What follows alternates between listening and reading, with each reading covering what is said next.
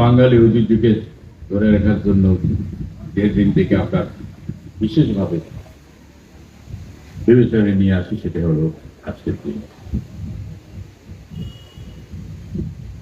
এটি কি সার্বজনীন দিবস, দল মত ধর্ম বর্ণ নির্বিশেষে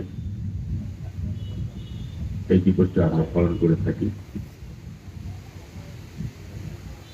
এটার ইমেজ কিছুটা হলেও আজ থেকে 20 বছর আগে যেমন যেভাবে পালন করতাম সেটা থেকে কিছুটা হলেও আমরা পিছিয়ে গেছি। আগামীতে এই দিবসটা যেন আরো সুন্দরভাবে পালন করতে পারি, বাঙালি ঐতিহ্যকে ধরে রাখতে পারি, এই জন্য আমি সবাইকে আহ্বান জানাবো। আমার তরফ থেকে সার্বিক সহযোগিতা আপনাদের থাকবে। আগামী পয়লা বৈশাখে আবার যেন আপনাদের